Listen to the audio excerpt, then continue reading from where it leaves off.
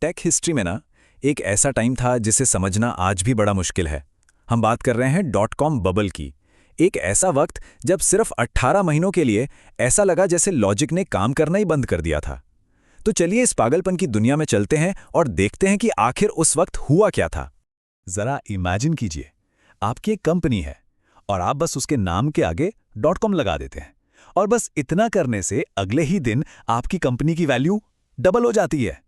नहीं, ये कोई मूवी की स्क्रिप्ट नहीं है, ये 1999 की रियलिटी थी। एक ऐसा दौर जहां लॉजिक पीछे रह गया था और इंटरनेट का नशा सबके सर चढ़कर बोल रहा था। सबसे जरूरी चीज है इसका टाइम फ्रेम। ये जो पूरा पागलपन था ना, ये सालों तक नहीं चला। ये एक छोटा लेकिन बेहद तेज तूफान था, बस 18 महीने का। सितंबर 1998 से लेकर मार्च 2000 तक।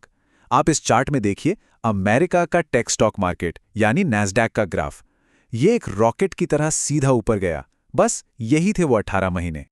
उस टाइम सिलिकॉन वैली में एक नए गोल्ड रश जैसा माहौल था। हर तरफ बस पैसा ही पैसा। ऐसा लगता था जैसे इन्वेस्टर्स आंख बंद करके किसी भी आइडिया पर पैसा लगा रहे थे। सिर्फ एक कंडीशन थी, उस आइडिया में इंटरनेट का नाम होना चाहिए। लोग अपनी स्टेबल अच्छी खासी नौकरियां छोड़ छोड़कर स्टार्टअप्स ज्वाइन कर रहे थे। और उस दौर का कल्चर बिल्कुल ही अलग। हर हफ्ते दर्जनों नई कंपनीज लॉन्च होती थी और उनकी लॉन्च पार्टीज इतनी शानदार, इतनी बड़ी होती थी कि पूरे शहर में उन्हीं के चर्चे होते थे। पैसा सचमुच पानी की तरह बहाया जा रहा था, क्योंकि सबको यही दिखाना था कि वही नेक्स्ट बिग थिंग है। लेकिन इस पूरी चमक धमक के पीछे एक कड़वा सच भी था।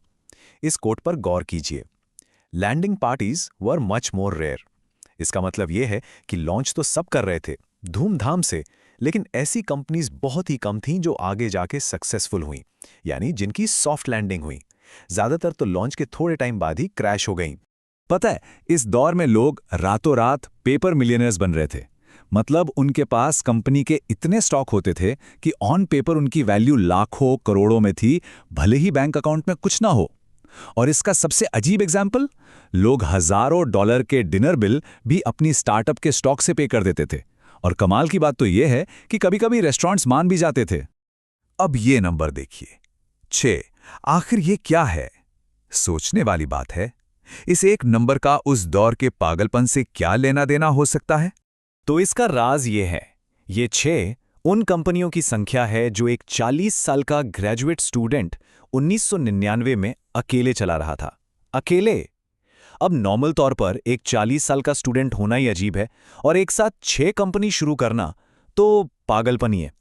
लेकिन डॉट कॉम के दौर में लोगों को लगा, वाह, ये तो एक विनिंग कॉम्बिनेशन है। ओके, तो इतनी पार्टीज हो रही हैं, इतना खर्चा, इतने स्टार्टअप्स, लेकिन यहां सबसे बड़ा सवाल उठता है, आखिर ये कंपनीज पैसा कमाने का क्या प्लान कर रही थीं? इनका बिजनेस मॉडल क्या था? तो इनका बिजनेस मॉडल, इसे कहते थे दी एंटी बिजनेस मॉडल। हाँ, एक ऐसी अजीब स्ट्रैटेजी जहां कंपनी जितनी बड़ी होती थी उतना ही ज्यादा पैसा लूज कर रही थी।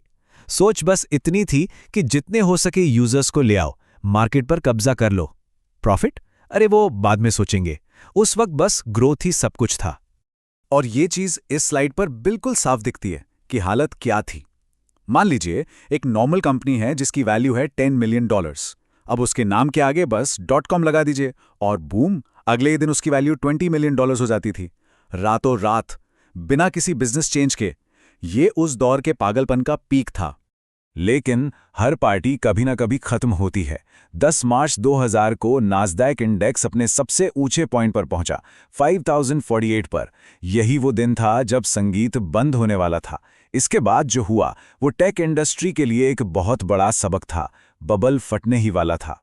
तो आखिर में सवाल यही आता है, क्या .com बूम सिर्फ एक पागलपन था, या फिर ये एक जरूरी तूफान था जिसने टेक की दुनिया को आगे बढ़ाने में मदद की? शायद जवाब कहीं बीच में है। भले ही हजारों कंपनीज फेल हुई, लेकिन इसी दौर ने Amazon और गूगल जैसी कंपनीज के लिए जमीन तैयार की। एक पागलपन जो शायद आगे के लिए जरूरी था।